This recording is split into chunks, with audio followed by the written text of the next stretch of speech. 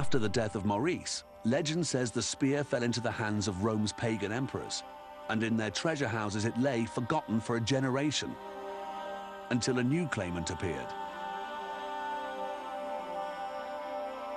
A man who used the Holy Spear to change the course of history, Constantine the Great. The reason why Europe is mainly Christian today, Constantine has an enormous amount to do with this. Constantine grew to manhood in a bitterly divided Roman Empire.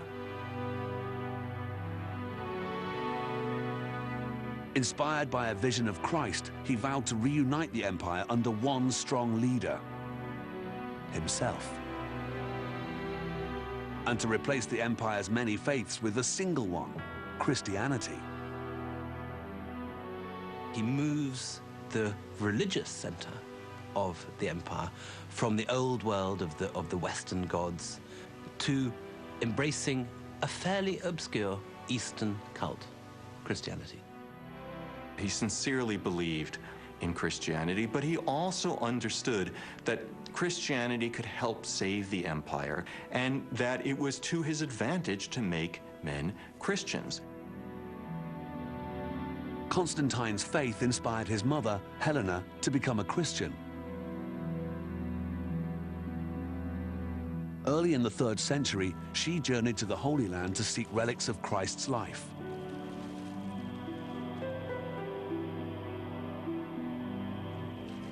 She is said to have returned with pieces of the true cross and nails from the crucifixion.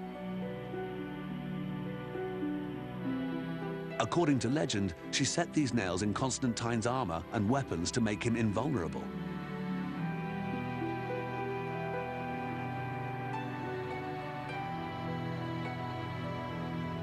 Was it Helena who embedded a nail in the Holy Spear? Intrigued, Feather compares the nail in the spear with a genuine crucifixion nail from the 1st century AD.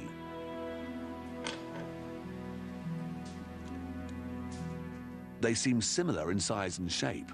It's a tantalizing resemblance.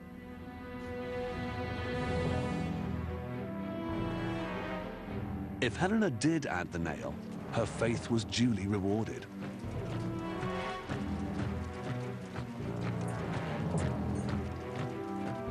Armed with the spear, Constantine crushed his rivals, made Rome Christian, and built a magnificent new Christian capital, Constantinople, modern-day Istanbul in Turkey. One legend says Constantine marked the boundaries of his new Rome with the Holy Spear at his side.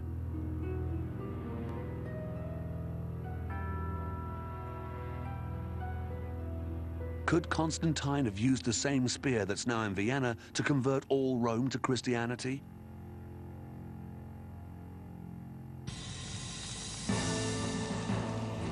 In the 5th century, the Roman Empire collapsed and Europe plunged into chaos. The Dark Ages had arrived.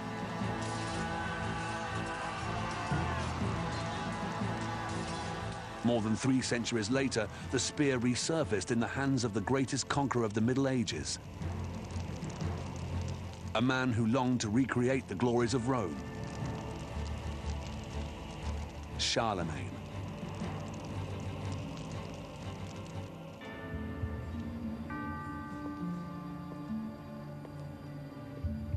On Christmas Day, in the year 800, Charlemagne was crowned overlord of a vast new empire.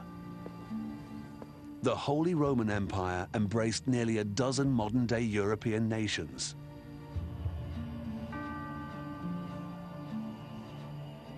And the Holy Roman Empire was an attempt to recreate the Roman Empire, but later. And more than that, to even be bigger than that, to expand into areas where the original Roman Empire had never been at all. For Charlemagne, it was the pinnacle of a life spent in constant war. The culmination of 53 hard-fought campaigns, during which he had held the Holy Spear at his side, according to legend.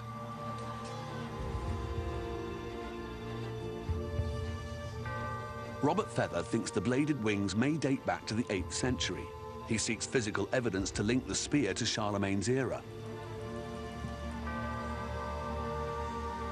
Could Charlemagne himself have made these additions to the Roman weapon? Yes, according to the first written account of the spear.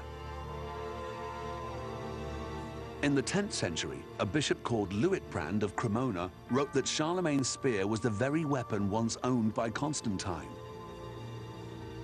It was natural enough that people like Charlemagne should want to legitimize their rule by harking back to Constantine, the person who had recreated the Roman Empire. And Charlemagne, of course, was in a sense the first Holy Roman Emperor and the heir of Constantine.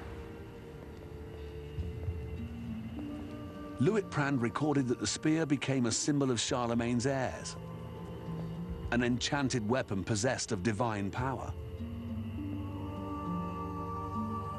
It is a treasure by which God binds the earthly and the celestial to ensure victory over visible and invisible foes. An icon of redemption for Longinus, of sacrifice under St. Maurice, and of conquest for Constantine. In the 9th century, the Holy Spear became a symbol of the divine right of kings, an emblem of supreme imperial authority.